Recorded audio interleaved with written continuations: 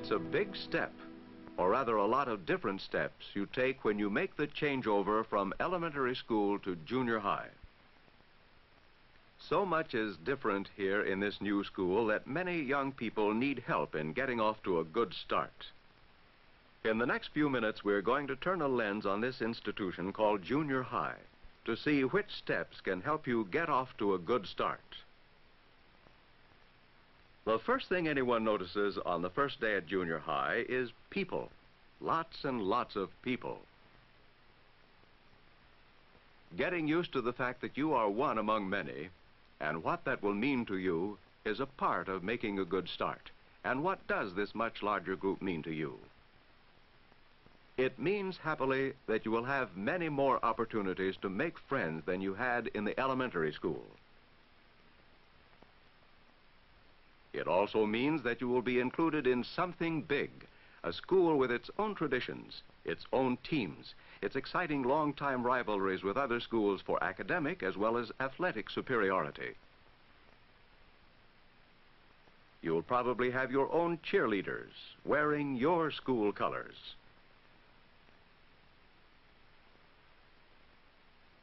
And maybe you'll even wear those colors yourself as you share in the fun of singing your school song or urging on the team with your school cheers. But being a part of a much larger group also means that the competition will be tougher. If you've been tops in your class before, it can be a jolt to discover that there are other people who are smarter, or more attractive, or more popular, or more skilled than you are. And if you haven't been particularly outstanding before, it may be discouraging to find out how many more there are ahead of you now than there used to be. But remember, you are still you with the same abilities you had before. In junior high, there will be more competition for everything: athletics, scholarship, friends, and even for class offices where only one can win. What you have to do in the face of this increased competition is hang on to your self-respect. In some areas, you may never be tops. In others, you may have to work hard to make a good showing. Nevertheless, you are worthy of respect from yourself as well as others, and more so if you face up to your limitations. Another thing you must do when the competition is increased is to become more responsible. It's up to you now to get your assignment straight and not depend on the person beside you. It's up to you to keep track of your gym clothes, your books, and your other possessions.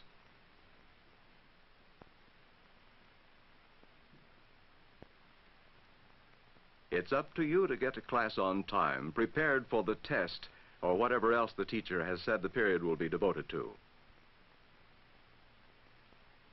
Since you have a different teacher for every class, it's up to you to look out more for yourself. Your teachers will not be able to spend as much time with each student as they did in elementary school.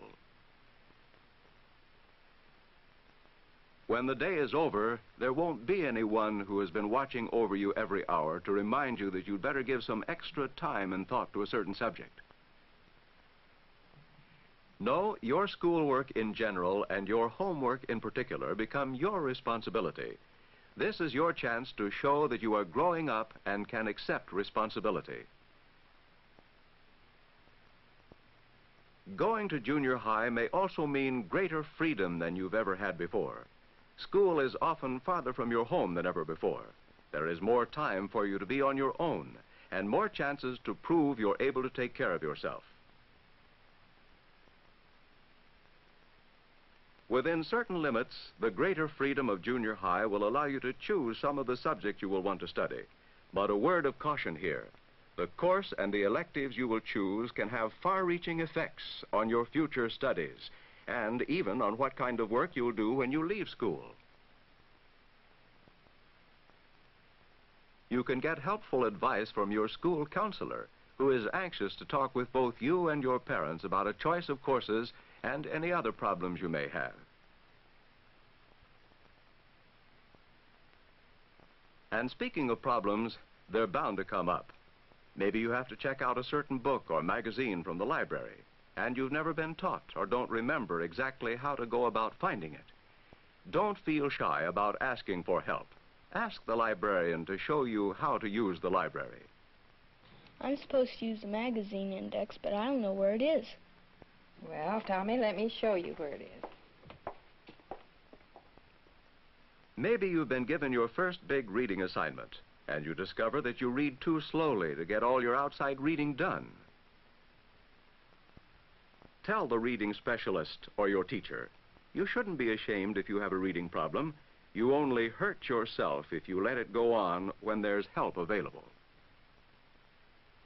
Maybe your best friend of elementary school days has taken up with a new crowd and you feel left out and lonely.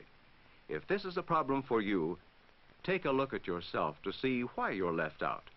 Usually people group together because they have common interests. If they have a common interest in talking about popular singing stars and that's not for you, be yourself. Find out what is best for you. Broaden your interests. Develop a variety of interests, and you will gradually become a part of a new group of friends.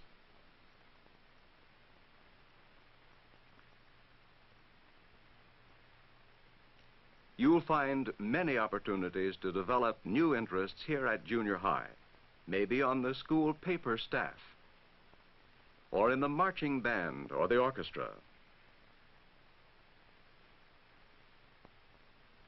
or the photography club.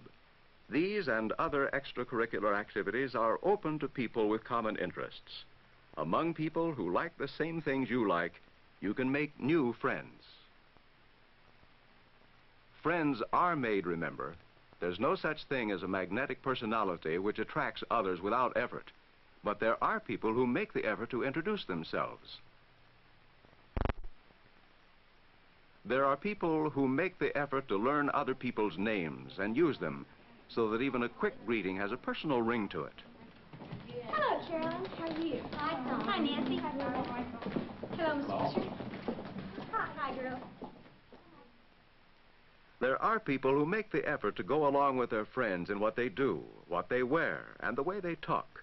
And these are the people who usually earn a reputation for having that magnetic personality which is incorrectly thought to be an effortless thing. Of course, nothing smooths the way for a good start like knowing the rules and regulations which apply in this new school. Here's where your handbook comes in. Study the map or the directions for getting to your classrooms. Read the school rules.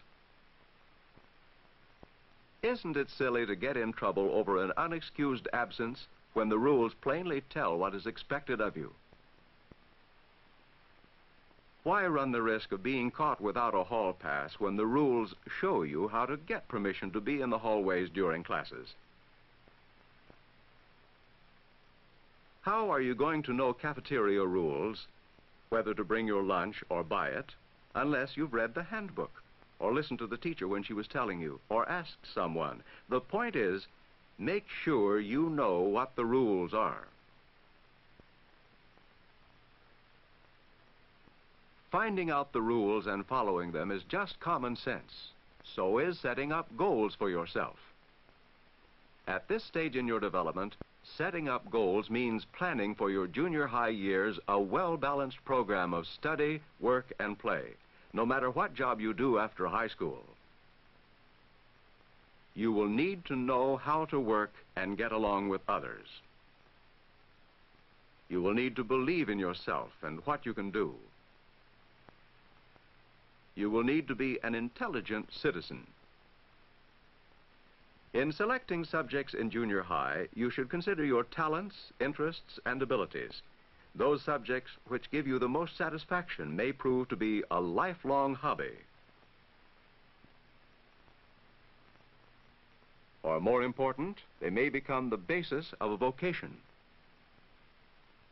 In any case, making the most of an opportunity you have now will serve you well. Make the most of junior high. This is a goal for you. Make the most of your chances to work with others in a group. Make the most of your opportunities to acquire information and self-discipline through study and homework. Make the most of your chances to have a good time with all kinds of people. And by all means, make the most of that source of information and sympathetic understanding, the teacher. Teachers like you, or they wouldn't be teaching. They will help and encourage you if you give them a chance, and if you show them that you are willing to try. In focusing on this institution called junior high, we have called attention to only one area which is spelled out in your handbook, the rules and regulations. Learning them is one step in getting off to a good start. Another step is to prepare yourself for increased competition, both by learning to live with the idea that others can be better than you are in some things, and by making yourself as good as you can possibly be. You can do this by becoming more responsible and realistic about yourself. Learn to see your own weaknesses and do what you can to correct them. Another big step in getting off to a good start is making as many friends as possible, and that means making friends with your classmates and making friends with your teachers and the other adults at school, thinking of them as people with families and interests and problems, just like you. However, the most important idea of all is to set for yourself the goal of making the most of every opportunity to work, to study, to have fun. Do just a little bit more than you think you can, and you will be off to a good start.